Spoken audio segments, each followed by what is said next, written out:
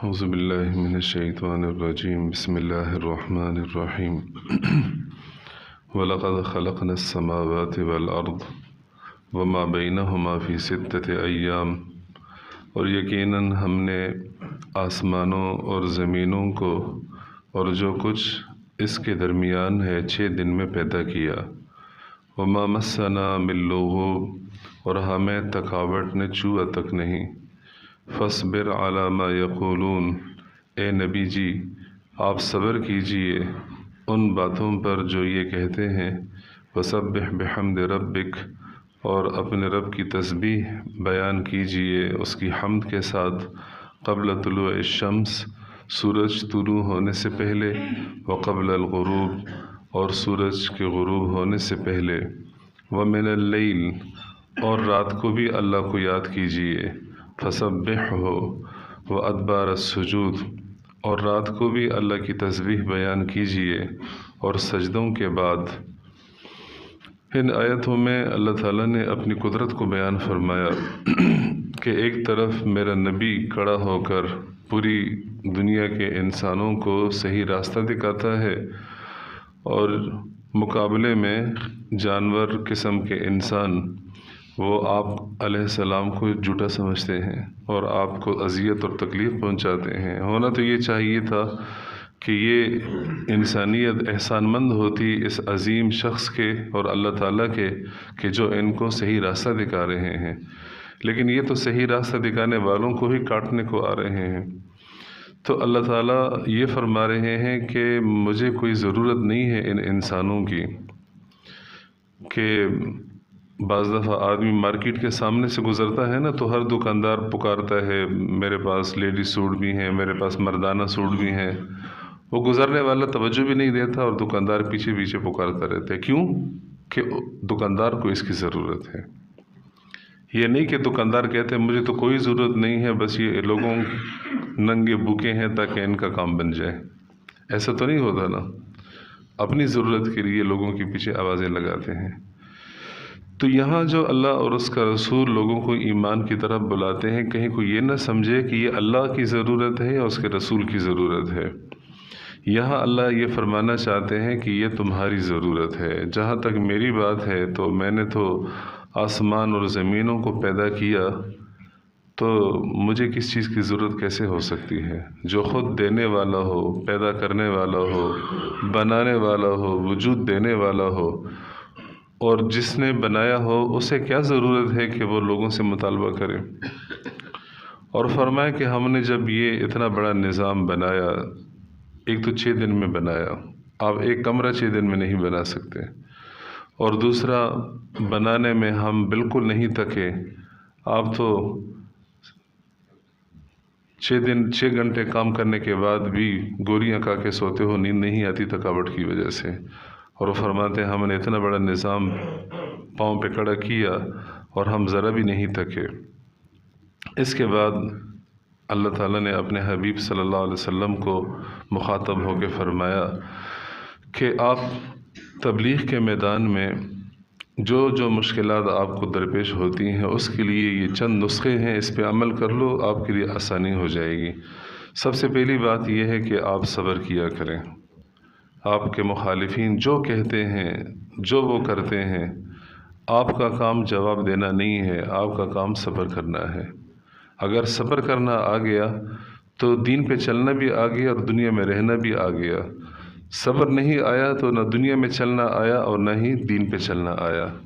صبر ایک بنیادی چیز ہے، اس لیے اللہ کے رسول نے فرمایا کہ دین کے 2 حصے ہیں، ایک حصہ شکر ہے اور ایک حصہ صبر ہے۔ جس نے صبر بھی سیکھا، شکر بھی سیکھا، اس کا دین مکمل ہو گیا۔ صبر بھی سیکھا، شکر بھی سیکھا۔ والدین جب اپنی بچی کو رخصت کرتے ہیں تو ایک نصیحت یہ بھی کرتے ہیں، بیٹا صبر کرنا، برداشت کرنا۔ جو بچیاں خاوند کے گھر میں جا کے صبر اور برداشت کے ساتھ رہتی ہیں انہی کے گھر بستے ہیں، اور جو بے صبر ہوتی ہیں، جواب دیتی ہیں، غصہ کرتی ہیں، رد عمل میں آتی ہیں، منفی ہو جاتی ہیں، چاہے بعد میں معافی بھی مانگ لے، ان بچیوں کا گھر نہیں بنتا۔ تو آپ نے صبر کرنا ہے۔ تو صبر ایک بنیادی وصف ہے۔ کاروبار کے لیے بھی آدمی اپنا لاکھوں کروڑوں روپے لگا لیتا ہے سرمایہ، اور پھر وہ ایسا ہے جیسے پرنالے کے نیچے برتن لے کے کھڑا ہوتا ہے، ایک ایک قطرہ اس میں آتا ہے۔ تو اگر وہ بے صبرا ہو جائے کہ میرے لاکھوں روپے تو ایک دن میں آنے چاہیے، یہ کیا ہو رہا ہے، تو پھر وہ کاروبار میں بھی کامیاب نہیں ہو سکتا۔ تو دنیا کو اللہ تعالیٰ نے اس طرح سے ڈیزائن دیا ہے کہ اس میں صبر ہی کرنا پڑے گا، صبر کے بغیر کوئی چیز انسان کو حاصل نہیں ہو سکتی۔ تو حضور صلی اللہ علیہ وسلم کو صبر کا کہا۔ صبر کا مطلب یہاں یہ بھی ہے کہ آپ کی دعوت اور آپ کی محنت کی مخالفت میں جو کچھ آپ دیکھو گے، آپ اس کے انجام کا انتظار کرو گے۔ اسی وقت نہیں مانگو گے کہ ابھی فوراً بس جس نے مخالفت کی وہ اندھا ہو جائے، گونگا ہو جائے، بہرا ہو جائے، زمین میں دنس جائے۔ فوری طور پہ ایسا کچھ نہیں ہوگا۔ بظاہر تمہیں لگے گا کہ میرے مخالفین پلتے پھولتے نظر آ رہے ہیں اور حق والے پس رہے ہیں، تو یہ تمہیں برداشت کرنا پڑے گا۔ دوسرا کام کیا ہے؟ فرمایا کہ اپنے رب کی تعریف کرو، اپنے رب کی تعریف کرو۔ سبحان اللہ کیا ہے؟ رب کی تنزیہ ہے، یعنی وہ پاک ہے، ہر عیب سے پاک ہے۔ سبحان اللہ کا دوسرا مطلب یہ ہے کہ وہ عظیم صفات والا ہے، وہ باکمال اور ایسی صفات والا ہے کہ انسان تعجب میں پڑ جاتا ہے۔ اور ساتھ حمد اللہ کی تعریف، سبحان اللہ والحمد للہ، یہ دونوں چیزیں اس میں آ گئیں۔ یہ آپ اپنے رب کی تعریف کیجئے اور اس کی صفات بیان کیجئے۔ کس وقت؟ فرمایا صبح طلوع ہونے سے پہلے اور سورج غروب ہونے سے پہلے۔ یہ ابھی جو وقت ہے، ابھی سورج طلوع نہیں ہوا، چند منٹ کے بعد طلوع ہوگا۔ اس وقت کے اندر آدمی، یہ تو فجر کی نماز ہے، فجر کی نماز کے بعد اذکار ہیں، تلاوت ہے، فجر کی نماز سے پہلے سنتیں ہیں، فجر کی نماز سے پہلے تہجد ہے، استغفار ہے، یہ ساری چیزیں اس میں آ گئیں کہ اس وقت مجھے یاد کرو، چونکہ یہ وہ وقت ہے جو غفلت کا وقت ہے۔ اس وقت کوئی انسان اللہ کو یاد کرتا ہے، اکثر اللہ کو یاد نہیں کرتے۔ اپنے گھروں میں دیکھ لیں، اپنے محلے میں دیکھ لیں، اکثر اللہ کو یاد نہیں کرتے۔ مسلمان بھی اکثر اللہ کو یاد نہیں کرتے۔ تو فرمایا کہ جس وقت کوئی نہ یاد کرتا ہو، اس وقت جب تیری آواز عرشوں پہ جائے گی تو عرش والا کتنی توجہ سے سنے گا۔ یہ خوش نصیبی کی بات ہوتی ہے کہ آدمی اس وقت حاضری دے جس وقت کوئی نہ ہو۔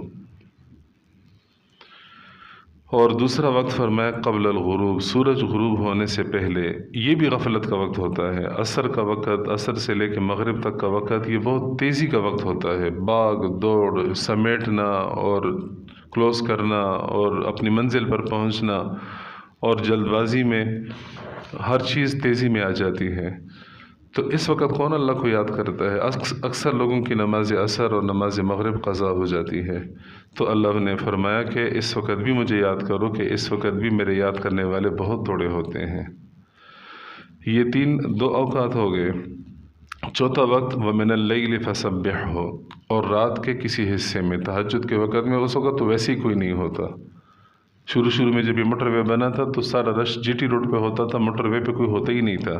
اب تو پھر بھی رش زیادہ ہو گیا اور انٹرچینج پر کافی رش ہو گیا۔ پہلے تو کوئی نہیں ہوتا تھا۔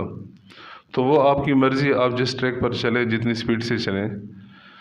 تو اللہ فرماتے ہیں کہ رات کے وقت جب تم اٹھو گے اور مجھے یاد کرو گے، تو سورہ مزمل میں فرماتے ہیں کہ تمہارے دل سے جو بات نکلے گی سیدھی عرش پہ پہنچے گی۔ ان ناشئۃ اللیل اشد وطئا، ہی اشد وطئا واقوم قیلا، کہ رات کا جو اٹھنا ہے یہ بہت سخت ہے، گرا ہے نفس کے اوپر، لیکن اس وقت کی جو بات ہے وہ سیدھی نکلتی ہے دل سے اور سیدھی عرش پہ جا کے پہنچتی ہے۔ یہ 3 اوقات بتا دیے۔ وَأَدْبَارَ السُّجُودِ، اور فرمایا کہ سجدوں کے بعد بھی اللہ کو یاد کرو۔ یہ 2 لفظ ایک اس صورت میں، یعنی سورہ قاف میں آیا وَأَدْبَارَ السُّجُودِ، اور دوسرا لفظ سورہ زاریات میں ہے، سورہ طور کے آخر میں ہے وَإِدْبَارَ النُّجُومِ، वमिन अल-लैल फसब्बिहु व इदबार अन्नुजूम, और यहाँ वमिन अल-लैल फसब्बिहु व अदबार सुजूद, ये दोनों लफ्ज़ बज़ाहिर मिलते जुलते हैं। यहाँ का मतलब है सजदों के बाद भी अल्लाह को याद करो, और वहाँ आयत में आया है कि सितारों के छुप जाने के बाद भी अल्लाह को याद करो। तो हुज़ूर सल्लल्लाहु अलैहि वसल्लम ने इन दोनों आयतों के बारे में इरशाद फरमाया कि सितारों के छुप जाने के बाद का जो वक्त है वो रात का वक्त है, सुबह का वक्त है, क्योंकि ये वक्त सितारों के छुप जाने का वक्त है ना। तो इस वक्त भी अल्लाह को याद करो, यानी कि जो फजर से पहले की 2 सुन्नतें हैं ये पढ़ लिया करो। और यहाँ वह अदबार सुजूद से मतलब कि जब सारा दिन सजदों में गुजर जाए, फजर को भी, ज़ोहर, असर, मगरिब, इशा नमाज़ें सारी पढ़ ली, तो अब आखिर में 2 रकात नफल भी पढ़ लो। और अक्सर हुज़ूर सल्लल्लाहु अलैहि वसल्लम वितर से पहले और सुन्नतों के बाद, इशा की वितरों से पहले सुन्नतों के बाद 2 रकात नफल पढ़ा करते थे। तो आप सल्लल्लाहु अलैहि वसल्लम ने इरशाद फरमाया कि अदबार सुजूद से मुराद वितर से पहले की 2 रकातें नफल, और इदबार नुजूम से मुराद फजर की 2 सुन्नतें हैं। और आपने इरशाद फरमाया कि ये फजर की 2 सुन्नतें ये हर उस चीज़ से कीमती हैं जिस पर सूरज तुलू होता है। फजर की 2 सुन्नतें हर उस चीज़ से कीमती हैं जिस पर सूरज तुलू होता है, तो इसका एहतिमाम करना चाहिए। तो अल्लाह ने फरमाया कि रात के वक़्त, रात को गोया कि ये 2-3 वक़्त ज़िक्र किए। एक हुआ फजर से पहले क़ब्ल तुलूइ शम्स, तो ये वक्त आ गया इसमें इशराक और फजर की नमाज। अदबार सुजूद के अंदर रात का वक़्त आ गया, इशा की नमाज के बाद 2 रकात नफल। व मिन अल-लैल, तहज्जुद का वक़्त आ गया। तो गोया कि रात को यहाँ 3 हिस्सों में तकसीम करके बता दिया। रात के इब्तिदाई हिस्सा में भी अल्लाह को याद करो, रात के दरमियान में भी अल्लाह को याद करो, और रात के ख़त्म होने पर जब सूरज तुलू होने लगे उस वक़्त भी अल्लाह को याद करो। और चौथा वक्त इरशाद फरमाया मगरिब से पहले, जब दिन का इख्तिताम हो, दिन का, कि उस वक़्त ये फ़रिश्ते तब्दील होते हैं, जाते हैं और दूसरे फ़रिश्ते आते हैं, और सुबह के वक़्त भी फ़रिश्ते तब्दील होते हैं। तो मतलब ये हुआ कि जब फ़रिश्ते आ रहे हों तब भी तुम अल्लाह की याद में हो, और जब फ़रिश्ते जा रहे हों तब भी तुम अल्लाह की याद में हो। सुबह वाले फ़रिश्ते भी आते जाते यही लिख के जाएंगे, ज़िक्र में था, तस्बीह में था, और शाम वाले फ़रिश्ते भी आते जाते यही लिख रहे हों, ज़िक्र में था, तस्बीह में था, तेरी याद में था, और दरमियान में भी अल्लाह को याद किया करो। ये अल्लाह ताला किसको फरमा रहे हैं? सैयदुल कौनैन हज़रत मोहम्मद सल्लल्लाहु अलैहि वसल्लम को इरशाद फरमा रहे हैं। तो उम्मत को तो ज़रूरत नहीं होगी ना ये करने की, क्योंकि नबी को इरशाद है। जब नबी की ये ज़रूरत है कि वो सब्र और तबलीग में इस्तिकामत तब दिखाएगा कि जब उसका दिल अल्लाह के साथ जुड़ा हुआ होगा, और जब नबी की ये इतनी ज़रूरत है तो फिर हमारी और आपकी किस कदर ये ज़रूरत बन सकती है। अल्लाह ताला मुझे और आपको अमल करने की तौफीक नसीब फरमाए। अल्लाहुम्मा लकल हम्दु कमा अंत अहलुहु व सल्लि अला मुहम्मदिन कमा अंत अहलुहु व फ़अल बिना मा अंत अहलुहु फ़इन्नका अहलुत तक़वा व अहलुल मग़फ़िरा। रब्बना आतिना फ़िद दुनिया हसना व फ़िल आखिरति हसनतन व क़िना अज़ाबन्नार। अल्लाहुम्मा या मुक़ल्लिबल क़ुलूब सब्बित क़ुलूबना अला दीनिक व या मुसर्रिफ़ल क़ुलूब सर्रिफ़ क़ुलूबना इला ताअतिक। या अल्लाह इन औक़ात में हमें अपनी याद नसीब फरमा। या अल्लाह तेरे नबी की दुआओं में से है, रब्बि आइन्ना अला ज़िक्रिका व शुक्रिका व हुस्न इबादतिक, कि हमारी मदद फरमा कसरत ज़िक्र में और शुक्र में और ख़ूबसूरत इबादत में हमारी मदद फरमा। या अल्लाह हम भी आपसे मांगते हैं हमारी मदद फरमा, हमारी ज़बान हर वक्त तेरी याद से तरोताज़ा हो, और या अल्लाह दुनिया की नेमतों पे तेरा शुक्र अदा करने वाले हों, और मुसीबत और परेशानी बीमारियों पर सब्र करने वाले हों। या अल्लाह हमें अपना ज़िक्र और अपनी बंदगी नसीब फरमा। हाय अल्लाह हमें अपनी बंदगी नसीब फरमा, हमारी गफ़लत को, कोताहियों को माफ़ फरमा, اور یا اللہ ہمیں یاد کرنے والا بنا دے، ہمیں اپنی ذات عالی کے ساتھ دل لگانے والا بنا دے، یا اللہ ہمیں اپنی ذات عالی کے ساتھ دل لگانے والا بنا دے، اپنی ذکر کے ساتھ، اپنی تلاوت کے ساتھ، اپنی نماز کے ساتھ، یا اللہ ہمیں شوق نصیب فرما۔ وصلی اللہ تعالی علی خیر خلقہ محمد و آلہ و اصحابہ اجمعین۔